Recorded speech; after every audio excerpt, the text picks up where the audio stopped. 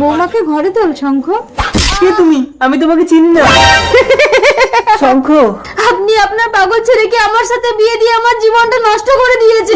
একমাত্র তুমিই পারবে আমার শঙ্খকে ভালো করে তুলতে। আমার ভিখারি বাবা সব কিছু বিক্রি করে আমাকে বিয়ে দিয়েছে। আমার ফিরে যাওয়ার পথ নেই। আমি দিন রাত এক করে ওকে সুস্থ করে তুলবো। বৌমা, তুমি শঙ্খকে নিয়ে 6 মাসের জন্য কোথাও বেড়াতে যাও। 6 মাস পর আমি এখন সম্পূর্ণ সুস্থ।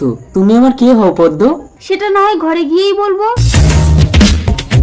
এই মেয়েটাকে আমার ভীষণ ভালো লেগেছে। তুমি কথা বলে আমার সাথে সেট করে দাও না পদ্ম।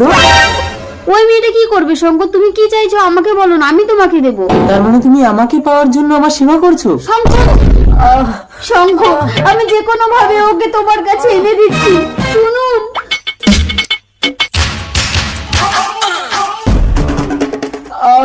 আমি রাজি। তুমি রাজি? চলো, আমি তোমাকে বিয়ে করে বাড়ি নিয়ে যাব। হ্যালো বাবা, আপনার ছেলে সম্পূর্ণ সুস্থ হয়ে গেছে। আজই বউ নিয়ে বাড়িতে আসছে। এই কই কই শুনছো? আমাদের ছেলে পুরোপুরি সুস্থ হয়ে গেছে। আজই বৌমাকে নিয়ে বাড়িতে আসছে। পদ্ম, আরে বেআই মশাই আসুন আসুন। 6 মাস মেয়েটাকে দেখিনি, তাই একটু দেখতে এলাম। ওরা তো 6 মাস ধরে বেড়াতে গেছিল, আজই আসছে। বসুন। বসবো না, মেয়েটাকে দেখেই চলে যাব। কখনো ভাবিনি আমার মেয়ে এত বড় বাড়ির বউ হবে। ওই তো ওরা এসে গেছে। মা পদ্ম। বাবা, শঙ্খ, এটা কে?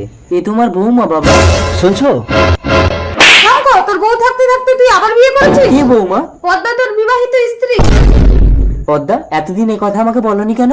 তোমার মানসিক ভারসাম্য ফিরিয়ে আনার জন্য আমি কখনোই তোমার মনের বিরুদ্ধে আচরণ করিনি শঙ্খ। বাবা চলো, আমি তোমার ভাঙা ঘরে গিয়েই থাকবো। চল মা, আমি কষ্ট পাবো বলে তুই নিজের বুকে এত কষ্ট চেপে রেখেছিস?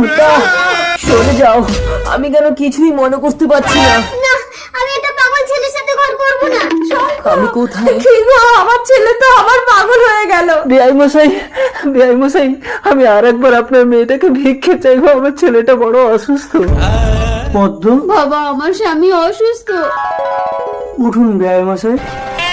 তুই ভালো থাকবি মা। আমার পদ্ম। বৌমাকে ঘরে তোল শঙ্খ।